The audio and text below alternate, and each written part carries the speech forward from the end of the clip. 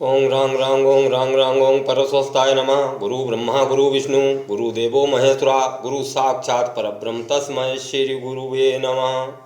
ओं गजाननं भूतगणासेवितं कपित्तजम्बूफलचारुभक्षणं उमासुतं शोकविनाशकारकं नमामि विघ्नेश्वरपादपङ्कजं। प्रथमं शैलपुत्री च द्वितीयं ब्रह्मचारिणी तृतीयं चन्द्रघण्टेशकुसुमान्धे चतुर्थकं पंचम स्कंदमाट्यं षष्ठं कत्यानि च सप्तम कालरात्रि महागौरी च अष्टम नवम सिद्धिदात्री च नवदुर्गा प्रकीर्तिता। जय जगत जननी। हे मेरे प्रिय साधकों और दर्शकों, भगवान परशुराम साधना चैनल में आप सभी का स्वागत है। आप बने रहिए हमारे साथ और देखते रहिए भगवान परशुराम साधना चैनल और पाते रहिए अपनी समस्त प्रश्नों का उत्तर, शंकाओं का समाधान और परेशानियों को दूर करने वाले उपाय। आपकी कोई भी परेशानी है या कोई भी प्रश्न है तो आप कमेंट में हमें लिख भेजिए, मैं उसका उत्तर दूंगा। मैं ये नहीं कहता आपकी समस्त शंकाओं का और समस्त प्रश्नों का उत्तर दूंगा। जो हमने ज्ञान पूर्वजों से, अपने गुरुओं से और पुराण इत्यादि से अर्जित किया है, जो हमें याद है, इसका मतलब ये नहीं जो कुछ हमने पढ़ा है वो सब हमें याद है। जो याद है और जो ज्ञान हमारे अंदर होगा वो मैं अवश्य दूंगा। तो हमें किसी ने कमेंट किया था कि गुरुजी ये बताइए कि शुक्राचार्य की आँख कैसे फूटी। और एक शायद किसी ने कमेंट किया था क्या शुक्राचार्य के एक ही आँख है। तो इस प्रश्न का उत्तर जानने के लिए इस वीडियो को ध्यान से सुनिए, जो मैं कथा सुनाने जा रहा हूँ। तो ब्रह्मा जी के 9 मानस पुत्र हुए। मानस पुत्रों का मतलब ये है जो मन से, उनकी इच्छा करने से उत्पन्न हुए, जिनकी माताएं नहीं, माँ के गर्भ में वो नहीं पैदे। तो उन मानस पुत्रों में से ब्रह्मा जी के एक पुत्र का नाम है भृगु। भृगु के पुत्र का नाम है शुक्राचार्य। तो शुक्राचार्य ब्रह्मा जी के रिश्ते में क्या हुए? पोते। और भगवान विष्णु के क्या हुए? पर पोते। क्योंकि भगवान विष्णु की नाभि से कमल निकला, उस कमल से ब्रह्मा जी प्रकट हुए, तो पर पोते हुए। और ये दैत्यों के गुरु हैं। एक बार की बात है, दैत्यों ने अचानक एकदम, शायद उस समय दैत्यों का राजा कालकेतु था, उसने इंद्रलोक पर चढ़ाई कर दी। और देवी सची इंद्र से कहने लगी कि स्वामी, हमने सुना है दैत्यों ने इंद्रलोक पर चढ़ाई कर दी। तो इंद्र ने कहा कि देवी, दैत्यों ने इंद्रलोक पर चढ़ाई कर दी, इसकी हमें कोई चिंता नहीं है, इसकी हमें कोई गम नहीं है। मैं दानवों और दैत्यों से डरता नहीं हूँ, उनसे घबराता नहीं हूँ। देवी, यदि हमें कोई डर है तो मैं शुक्राचार्य से वाकई भयभीत हूँ, शुक्राचार्य से हमें भय लगता है। तो देवी ने पूछा, सची देवी ने, कि स्वामी, शुक्राचार्य जो हैं आपसे खिलाफ क्यों रहते हैं, वो देवताओं की खिलाफत क्यों करते हैं? तो देवराज इंद्र बोले कि देवी, इसमें जो है हमारी ही गलती है, देवताओं की ही गलती है। वैसे देखा जाए कि शुक्राचार्य के समान तपस्वी कोई नहीं है। जितनी तपस्या शुक्राचार्य ने की, जो विद्या शुक्राचार्य के पास हैं, वो किसी के पास नहीं है। क्योंकि इतना कर्म ही किसी ने नहीं कर पाया जो शुक्राचार्य ने किया। जब देवताओं के गुरु का चुनाव होने जा रहा था कि कौन गुरु बनेगा, तो हम इसी ही पक्ष में थे कि शुक्राचार्य को ही चुनेंगे। लेकिन पता नहीं तब तक क्या हो गया, शुक्राचार्य के चुनने से पहले सभी देवता गणों ने बृहस्पति को देव गुरु के नाम से जो है चुन लिया, और बृहस्पति जी देवताओं के गुरु हो गए। बृहस्पति जी समझ लीजिए शुक्राचार्य के चचेरे भाई थे कि तो इस बात को लेकर शुक्राचार्य असंतुष्ट हुए और कहा उन्होंने कि कोई बात नहीं है, ठीक, मैं ये बात सिद्ध कर दूंगा कि मैं बृहस्पति से योग्य और श्रेष्ठ। कई दानवों को गुरु की आवश्यकता नहीं थी, दानव नहीं जानते हैं गुरु की महत्व क्या है, गुरु क्या है। कई शुक्राचार्य जबरदस्ती दानवों के गुरु बन गए, और जो ये उज्जवल इतिहास है दानवों और राक्षसों की, ये शुक्राचार्य की देन है। तो कि शुक्राचार्य से मैं भयभीत हूँ। अब कहानी को आगे समझाते हैं। अब बात यह है शुक्राचार्य की आँख कैसे फूटी थी।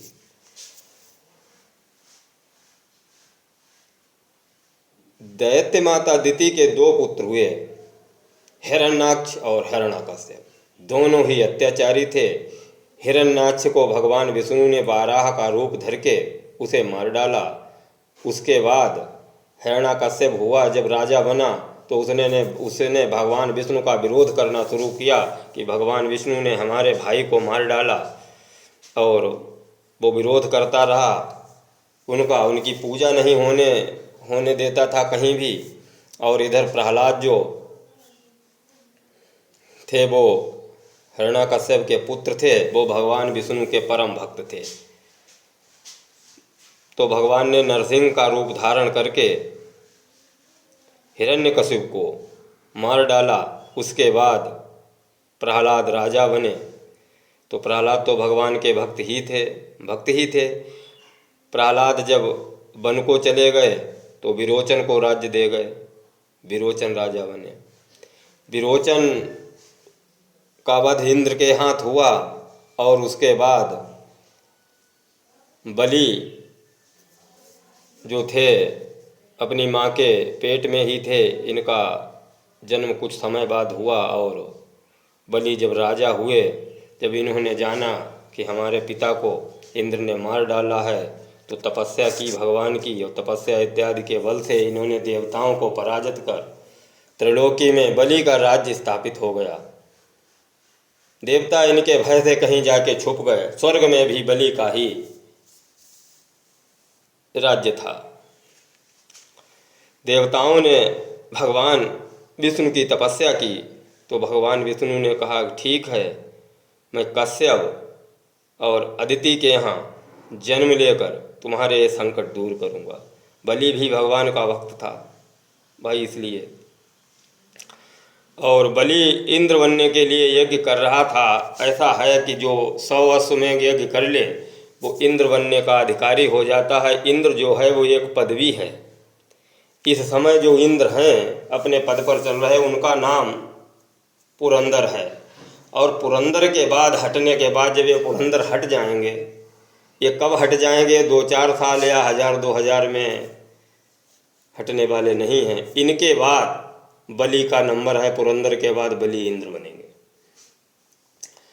तो उन्होंने जन्म लेकर छोटे से बच्चे के बच्चे थे ही, 8 साल के थे। यज्ञोपवीत संस्कार के बाद ये भिक्षा मांगने के लिए पहले अपने माता पिता से भिक्षा मांगी, और इधर से लीला करते हुए बलि के यज्ञशाला में पहुंच गए। तो बलि ने देखा कि एक ब्राह्मण आया हुआ है। तो बलि ने पूछा, तो कहा कि नहीं महाराज, मैं कुछ लेने नहीं आया हूँ, मुझे भिक्षा की आवश्यकता नहीं है, मैं आपसे कुछ लेने नहीं आया हूँ, यज्ञ देखने आया हूँ, दर्शन करने आया हूँ। कहीं ठीक है, लेकिन आप ब्राह्मण हैं, आप खाली हाथ नहीं जा सकते, कुछ लीजिए। कहीं नहीं, हमें कुछ नहीं चाहिए। और शुक्राचार्य जो बैठे हुए थे उन्होंने मना किया कि बलि, ये भगवान विष्णु हैं, ये तुम्हें छल सकते हैं, इन्हें हटाओ यहाँ से, कुछ नहीं देना, कुछ वचन में बंद मत जाना। लेकिन बलि ने कहा कि नहीं, कोई ब्राह्मण हमारे दरवाजे पर आया तो हम देंगे। तो उन्होंने कहा ठीक है, पहले संकल्प करिए कि आप जरूर ही देंगे। तो शुक्राचार्य गुरु तो गुरु होता है, शुक्राचार्य गुरु थे। तो एक जो कमंडल रखा था, लोटा रखा था, वह टोंटी नमूना था, उसमें टोंटी लगी हुई थी। तो शुक्राचार्य ने अपने छोटा सा रूप बनाया और उस टोंटी में बैठ गए कि जल ही नहीं निकलेगा, संकल्प नहीं होगा।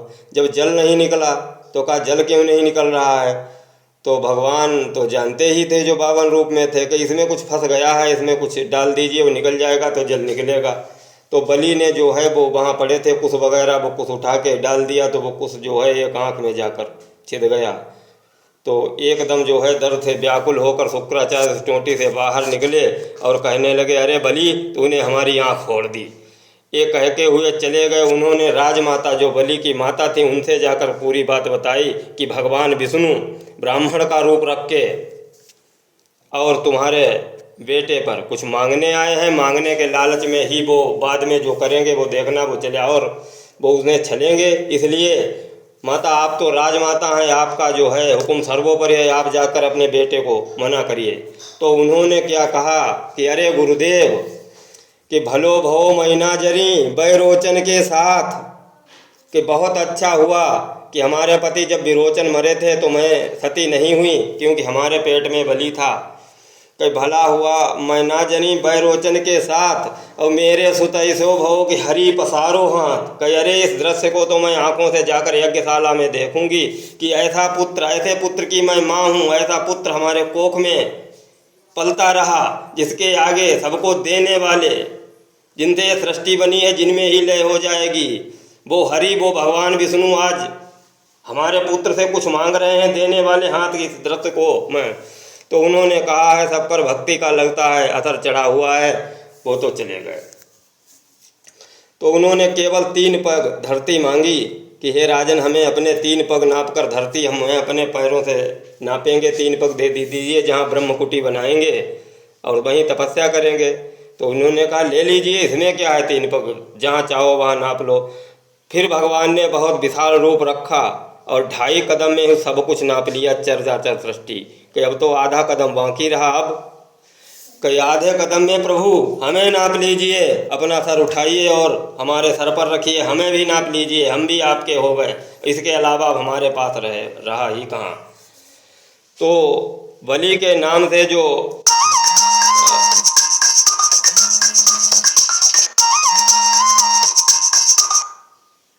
जो बलिदान हुआ उसी के नाम से प्रथा चढ़ गई। बलिदान यानी ऐसा दान जो बलि ने दान किया, ऐसा बलि दानियों में बलि जो है श्रेष्ठ माने जाते हैं। और उसका अर्थ कुछ आगे चला के लोगों ने बलिदान का मतलब बकरे इत्यादि की बलि देने लगे, यानी वो बलिदान जो बलि ने किया, बलि के समान दानी कोई नहीं हुआ, अपना शरीर ही दान दे दिया। तो भगवान ने उनसे प्रसन्न होकर कहा कि यज्ञ तुम्हारे दान से आज ये पूरा मानते हैं, बलि तुम जाओ राज्य करो पाताल लोक में, और पुरंदर के बाद आप इंद्र बनेंगे, हमारा वरदान है, आपका ही नंबर है, इंद्र बनने में आप इंद्र बनाए जाएंगे। अब लोग इतनी ही इस कथा को जानते हैं कि शुक्राचार्य की आँख बलि के यज्ञ में फूट गई थी, तो आज भी लोग कहते हैं शुक्राचार्य काने हैं। कोई भी देवता हीनांग नहीं है। शुक्राचार्य जो हैं भगवान विष्णु शंकर को छोड़कर सबसे ज़्यादा सुंदर हैं शुक्राचार्य, और भगवान शंकर का उन्हें वरदान है कि उन्हें युद्ध में कोई पराजित नहीं कर सकता। और मृत संजीवनी विद्या भगवान शंकर की है जो शुक्राचार्य को दी, वो किसी भी मृत व्यक्ति को जीवन दान दे सकते हैं, मरे को जिला सकते हैं। लेकिन शुक्राचार्य ने ऐसे वरदान पाकर भी कभी घमंड नहीं किया। शुक्राचार्य को भगवान शंकर ने वरदान दिया था कि तुम्हें युद्ध में कोई पराजय नहीं कर सकता, लेकिन शुक्राचार्य ने कभी भी हथियार नहीं उठाया, हाथ में रुद्राक्ष की माला है। भगवान शंकर ने प्रसन्न होकर त्रिलोकी की जितनी संपत्ति है उसका स्वामी उन्हें बना दिया, और उन्होंने वो संपत्ति जो है सब में बांट दी और अपने हाथ में एक रुद्राक्ष का माला ही रखा। जब इन्हें भगवान शंकर ने वरदान दिया, मृत संजीवनी विद्या दी कि जाओ आज से तुम जिसे चाहो उसे जीवित कर सकते हो, ये मंत्र मैंने तुम्हें प्रदान किया। इसके बाद शंकर जी अंतर्ध्यान हो गए, ब्रह्मा जी प्रकट हो गए, क्योंकि ब्रह्मा जी के ये पोते थे। उन्होंने कहा शुक्राचार्य ठहरिए, कुछ हमसे भी मांग लीजिए। तो इन्होंने कहा नहीं पितामह, मैंने भगवान शंकर की तपस्या की है, और भगवान शंकर से जो मैंने मांगा जिसके लिए तपस्या की वो हमें मिल गया है, इसलिए हमें कुछ नहीं चाहिए। तो उन्होंने कहा वो तो मृत संजीवनी विद्या दूसरों के लिए है शुक्राचार्य, कुछ अपने लिए मांग लीजिए, तुम तो स्वयं अमर हो, तुम्हारे वो विद्या कब काम आएगी। तो इन्होंने कहा कि नहीं ब्रह्मदेव, मैं ऋषि हूँ, हमें अपने लिए कुछ चाहिए ही कहाँ है, कुछ कभी नहीं अपने लिए हमने कुछ मांगा ना चाहिए, हमें तो दूसरों की भलाई के लिए ही सब कुछ चाहिए।